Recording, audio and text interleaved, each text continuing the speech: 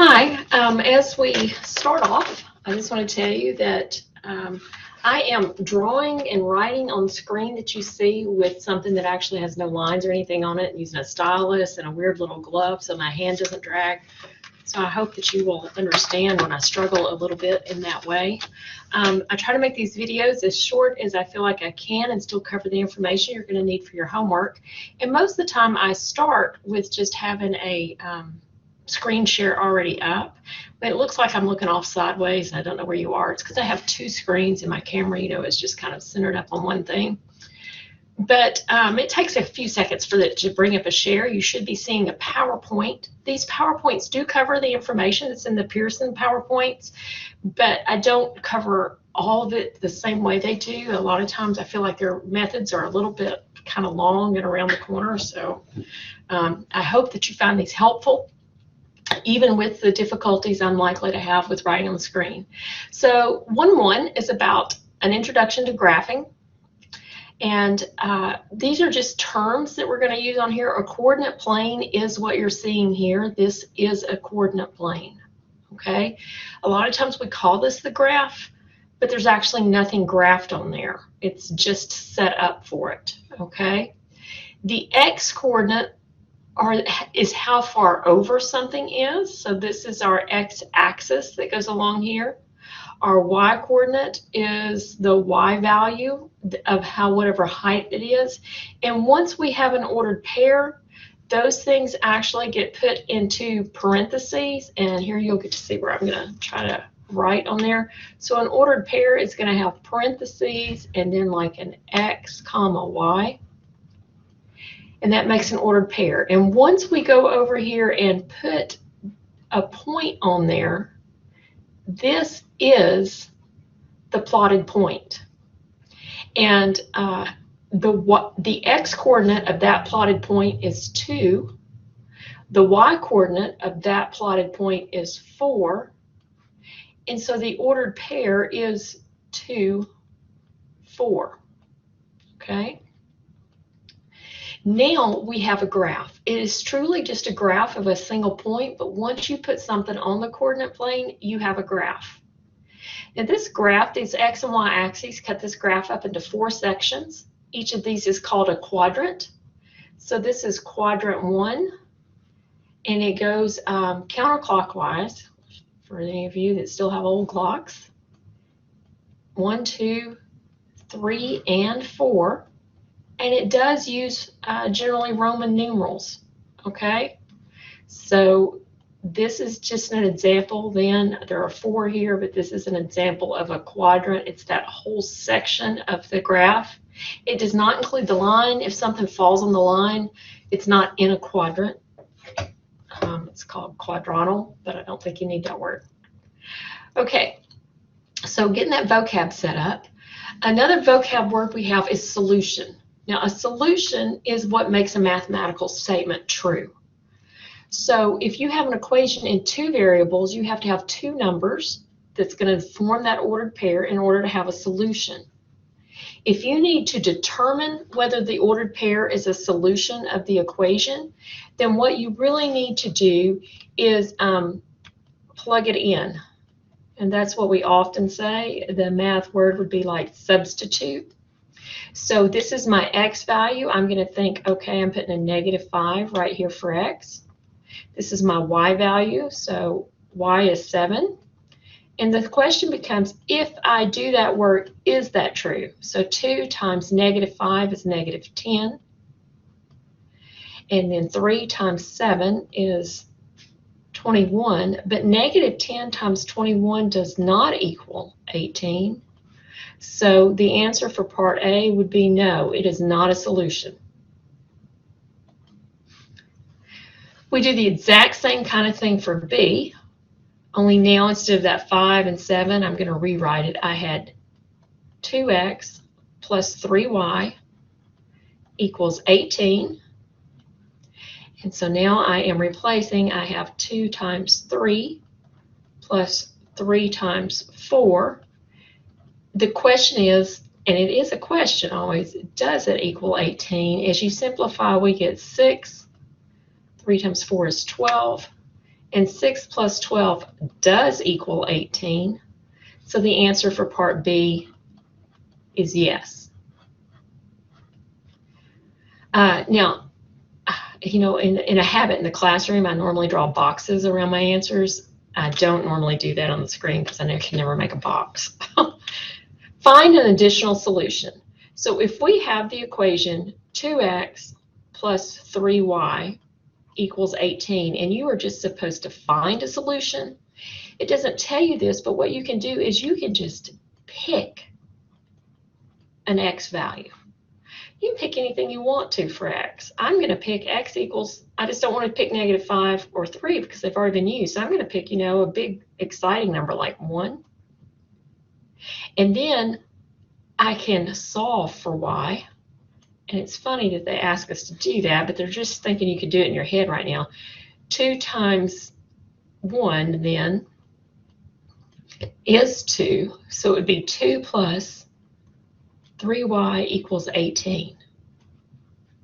Well, if 2 plus 3y equals 18, then before that 2 was added, 3y must have equaled 16.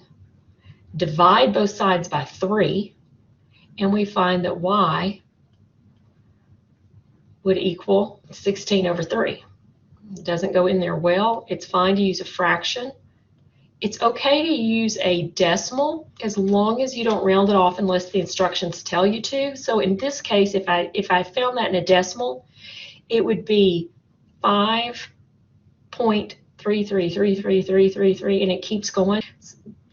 So my additional solution is 1, 16 over 3. Now, if you don't like that answer and you don't want to use it, you can just go back and pick a different x. Like if I had chosen 0, I would have gotten a really nice answer. Okay, but you can just pick anything you want to and then solve for your other variable and you have a solution. Okay, you could pick something for y first. We just don't normally do that. Okay, then when we go into graphing an equation means that we're going to plot all the solutions.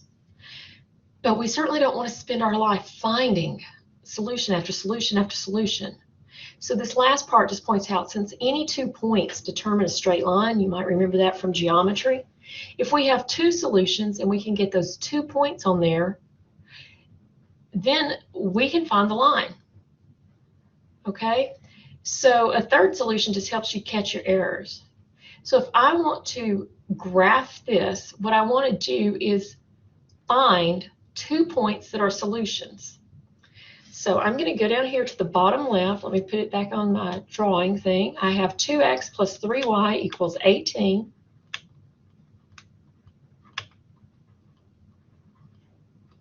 And what I'm about to use are my intercepts. Now, we haven't talked about that a lot, but the intercepts happen whenever you let one of the variables equal 0. So if I let x equal 0, I'm going to find my y value, and then I'm going to let y equal 0 and find an x value. One of the things that's kind of nice about this is you can just cover up a value. And when you just cover up a value, then like if you were to put your thumb over the screen right here where it said 2x, that's what happens when 2 is times 0. It just goes away. So if you just cover up that 2x, you're left with 3y equals 18. Divide both sides by 3, and we get 6. Now see, this is the same equation we just did a minute ago, but I just found another solution that was much easier. Now, if I plug in the value for y, and I said you could do that, we just don't do it as often, 3 times 0 is nothing. So this term just goes away. So you could just reach up and cover up that with your thumb. What you'd be left with is 2x equals 18. If you divide both sides by 2, you get 9. So now I'm going to go over here to this graph, and I'm going to plot those 2 points, and that'll give me a place where I know that the line should pass through. So 0 over, 6 up. Don't forget it's over and then up. So I have a point right there. And then 9 over and 0 up, 6, 7, 8, 9. So that's pretty awful because it's off my thing, but we're just going to space it out and say be there. So I want a line that can connect through there. Unfortunately, I am certain that I can't draw one on this sort of a screen. So I'm going to go over here and I'm going to pick a line. And then I am going to draw it with that. And that's kind of a cheat, isn't it? So there's my graph. Now, it is different when you're graphing on MLL. So when you are doing your homework, I'm going to give you a tip at the end. We're going to go in and do one on your homework. But what I'm going to tell you is you're going to want to enlarge the graph and then choose the shape and just kind of throw it on the graph anywhere at all. And then click on the shape to start to move it around. But don't worry too much about getting it in the right place in the first time. It's just really not worth it. It's hard to get it exact. So you're going to choose your shape, put it on your graph, and then move it to the right place. And I will show you that at the end of this. So just kind of stay tuned here. So the 2 points that I just found are intercepts. The x-intercept always has a y value of 0. The y-intercept always has an x value of 0. Those are the 2 points I just found. And again, you can find them because you can just kind of put your thumb over a particular section and see what it is. So when I go, I've got to go back to my draw menu here and draw with touch.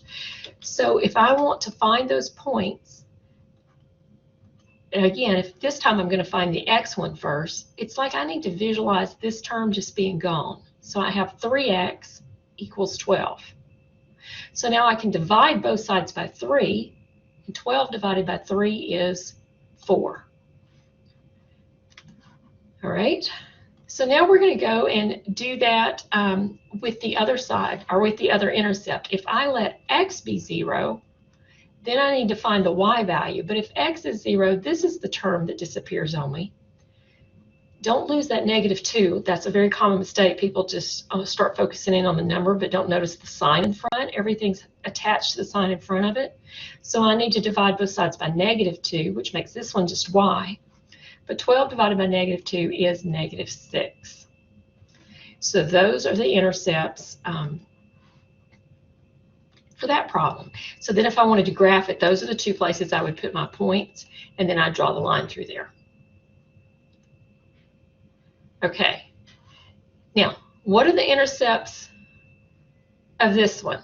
Okay, I have a little tip in here. The intercepts of this one are going to be a fraction, just like they were when, you know, I found a fraction earlier. But if you are trying to rearrange this to isolate y, and then you can use a multiple of b to avoid fractions, that's to get solutions, but not to find the intercepts. So first of all, let's answer the question as it's written, the intercepts.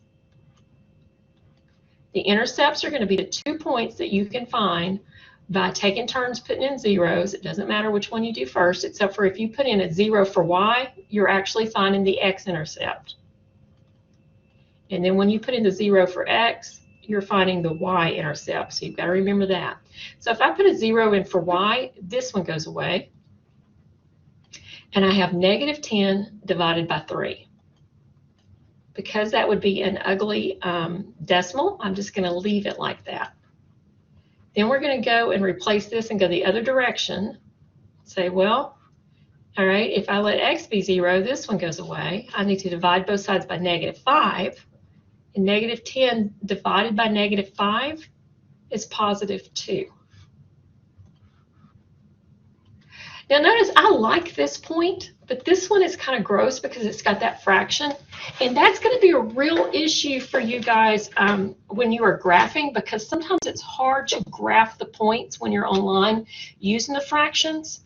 So even though these are the intercepts, if I want to graph by it, what I'm actually going to do is, and I'll kind of go over here in blue because that's this part. What I'm going to do is I'm going to take 3x minus 5y equals -10. And I'm going to rearrange that for y equals, which means I'm going to take this term of 3x and come land it right here. So I have -5y equals -3x minus 10. And then divide both parts both sides of that equation by -5. So y equals, but now here's the thing, if these are both over -5, then they're each over -5. So that's -3 over 5, and we can just write the x behind it. And then -10 divided by -5 is +2. Negative divided by negative is positive. So now if I plug in a 10 to this, I also get an 8, because 5 will go into 10 2 times. 2 times 3 is 6, plus 2 is 8. So, okay, the distance formula. This is a formula you need to write down somewhere. You are going to need to use this, or at least you've got to use the concept. So I'm not a big formula person. I use the concept. I'm going to crank this one out with the formula, and then I'm going to talk about that little tip down there at the end. When you have 2 points and they both have x's and y's, it doesn't matter which one you label the first point, but these little 2's and 1's here are just to distinguish it's from the first point or it's from the second. So if I make this x1, y1, and this one is, oh, that was supposed to be an x, x2, y2.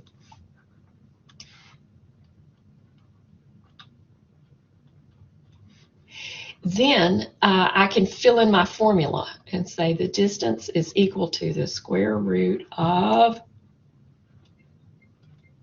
x2 minus x1, close parentheses, squared, plus y2 minus y1, close parentheses, squared. Now, I know I said minus this one, and I put a plus here, but that's because it was minus a negative, and minus a negative, you know, makes it a plus. So then doing each one of these little parts, -9 plus 5 is 4, so that part becomes 4 squared.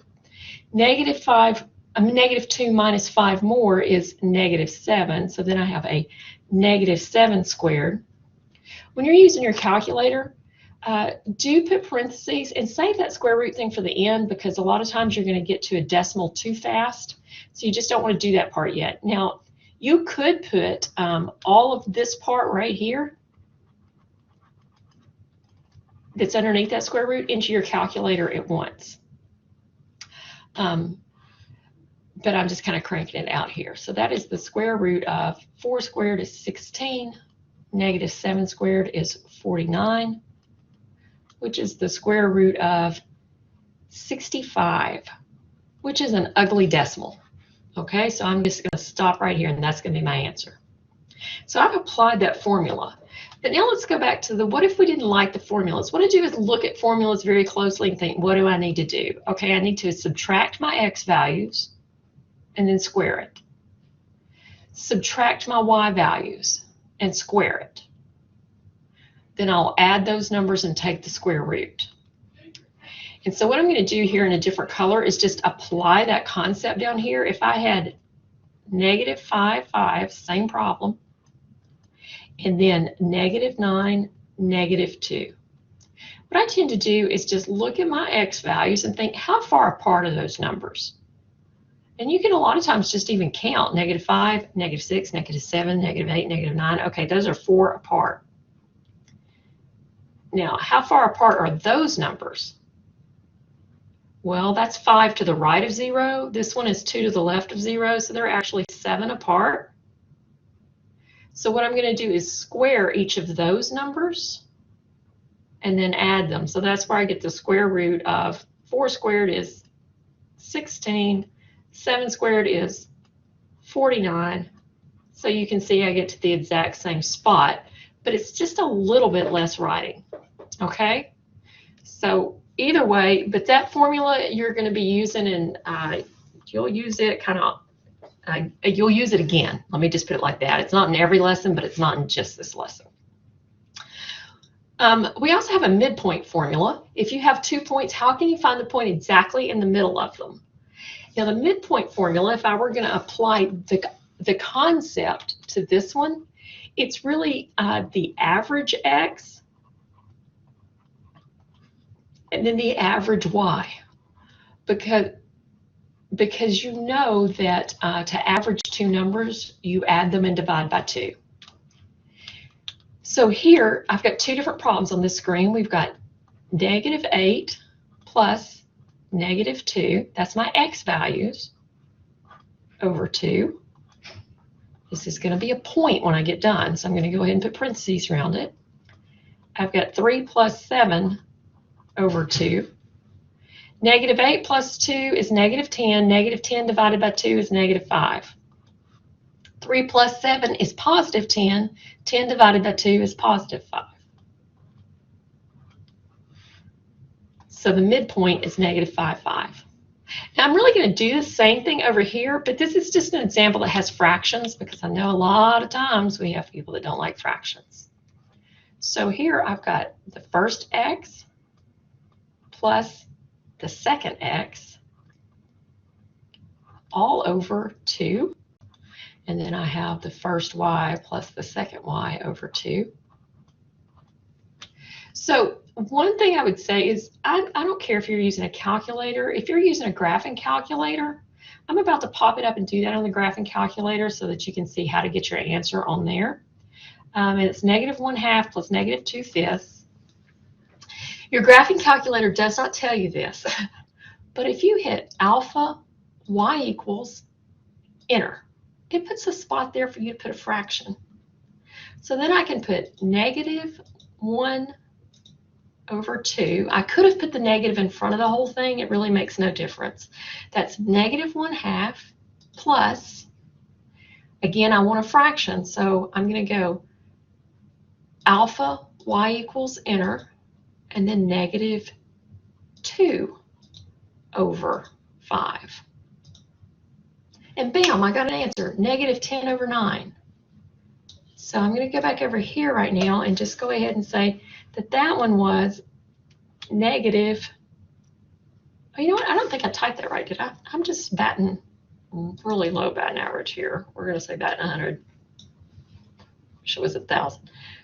Yeah, negative 1/2 plus negative 2/5. Negative 9/10. Okay, I did do it right. I just almost copied it wrong over here. Negative 9/10. But that is still over 2. So I can go back and I can just hit divided by 2. And notice it popped up answer. So it's going to use the answer it just got and do divided by 2. And so now I get negative 9 over 20. Because when you divide a fraction, it really just multiplies the denominator. So negative 9 over 20 is that very first answer.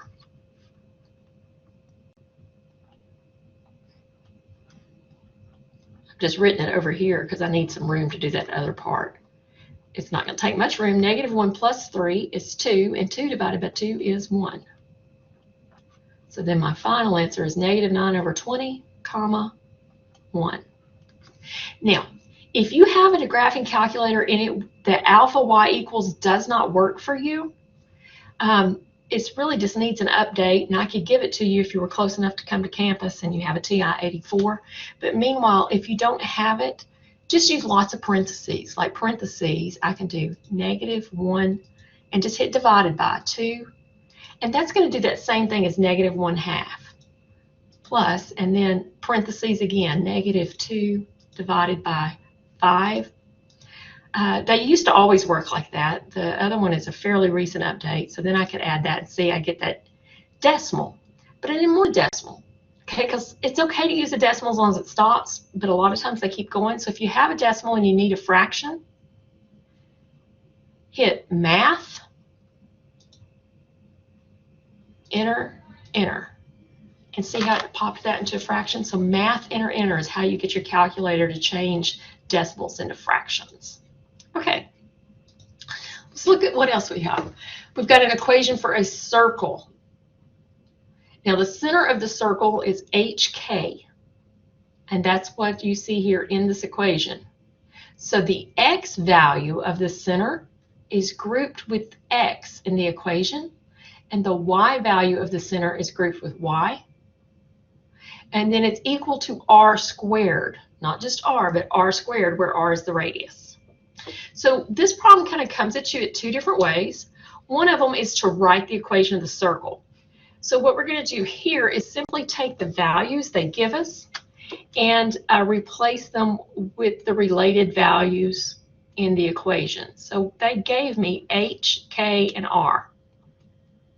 So x minus h, close parentheses, squared, y minus a negative 3 actually becomes a plus 3. Then we get squared, equals r squared, but 8 squared is 64. Now this little tip down here about insider's lie, you'll notice that even though my equation up here had a minus, when I put a negative in, it became a positive. So what you're looking at when you see these signs is actually the opposite of their values. So the y value of the center is negative 3, even though I'm looking at a positive 3. Now this does simplify here, so this just becomes x squared plus y plus 3 squared equals 64. And that finishes that problem. Now, on the other hand, this is a separate problem to graph. And we know I am not going to be able to draw a circle. So it's just not going to happen on here.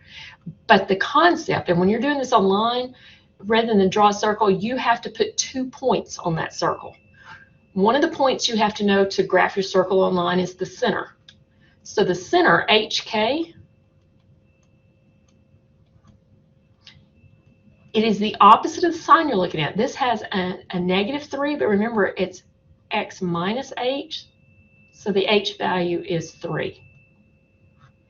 And it's y minus negative 4 to get a plus 4 there, so my k value is actually negative 4.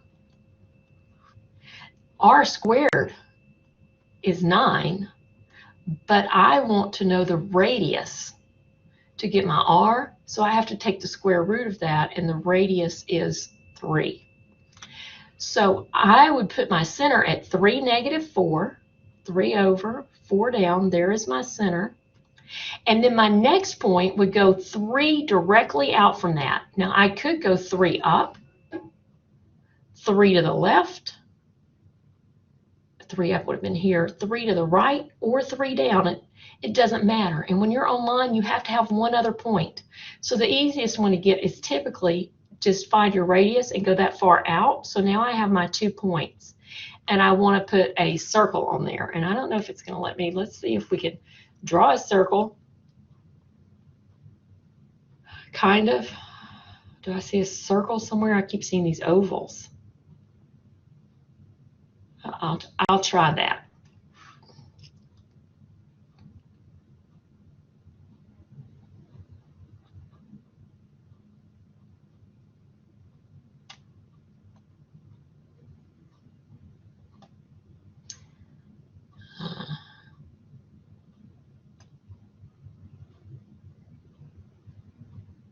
It's very different on here than it is online, huh? So what you can see, and I'm going to change the color of that. We'll make it no fill so that you can see that. What I've done is I've got my center, I put it on my edge, and I've gone up and out each direction 3. You'll only have to do 1, okay, which is what this is about. Let me bring up a homework thing so that we can look at a problem here. All right, so this is a graph the line problem. I need to find the intercepts, and I need to graph the line. The y-intercept happens when x is 0. If x is 0, that term goes away, and I get just y is 4, but it wants a pair. So remember to put 0, 4. I might need a space in there. This stuff can be really picky sometimes. So if it marks it wrong, it's because I need a space, but I'm just going to check the answer. Good job. Okay. Now the x-intercept is another point, but it happens when y is equal to 0. So if y is equal to 0 up here, I would need to divide by 2. And I would find that x is equal to 2. So I've got 2, 0. Now I did put a space in this one because I still want to see if it checks it. It did, but occasionally it's been an issue. Now I need to graph the line. So remember, these are 2 points I have. See where it says click to enlarge graph? You can also do a little pop out over here, and that's pretty handy. Okay. It doesn't really matter which one of those you use, but you want to make your graph big. Then grab your shape and put it on there somewhere. I don't even worry about where it is, because then you can click on it and see where it's got 2 points. You want to move those points to the 2 points. So I need one of them to be, I'm sorry, it's just bouncing like crazy, at 2, 0. Now up here is where you want to watch. And if you get this option, this is the one you want to click. See where it says edit coordinates? Because then you can just type in what you want. I want it to be at 0, 4. That's the easiest way to get it at the right place. Then click your other dot, edit coordinates. I want that one to be at 2, 0. I'm not saying you can't drag it to the right place, but that can get really difficult to do. So right now, I'm not going to touch that line again. I'm going to click Save. If you ever have one over here and it's not blue, it's not going to mark it right. You've got to make sure that it's showing up in blue. So now when I check Answer, I'm okay. Now I'm just going to skip over some other problems. I want to bring up one with the circle. Here we go. Okay, find an equation of the circle at this center and touching the y-axis. Okay, so the first part of the equation is not too bad. I've got x minus a negative 8, which becomes plus 8. Now I need to put a power on it. Notice I click down there. And then I have plus parentheses y minus the y value, so that becomes y minus 7, close parentheses, squared, equals, oh, don't put the equals up there. I need to move to the right to get down. Equals, now I need a radius. It didn't tell me a radius, but it did tell me that it touches the y-axis.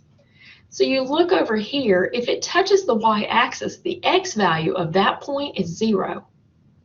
But the center was at negative 8. So from negative 8 to 0 is 8. So that is going to be 8 squared. I had to use that to help me determine what that was. Okay, this one we're going to write it down and graph it. This is the last one I'll do as an example. If we've got the center of the circle, the center is a point. These sides, it's going to be the opposite of what you see, so it's positive 1, positive 2.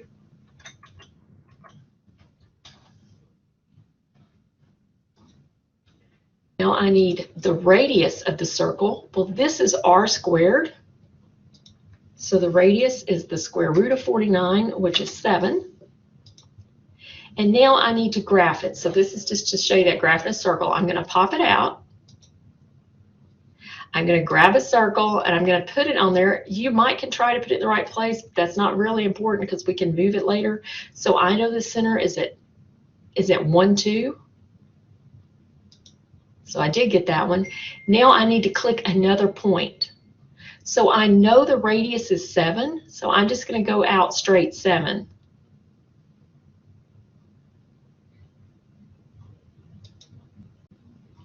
And I can figure that out if I want to check it. 7 plus I went to the right, so that's x. So if I add 7 to my 1 in my center, it becomes 8, 2.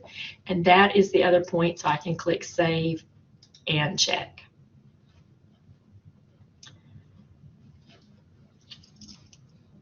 All right, so I hope that helps you guys out. These videos are not required for you to watch them all, but they're meant to be helpful to you. So let me know if you have a problem. Use that Ask the Instructor, which you find under like More or Get More Help on your homework if you need some help right away. Thanks.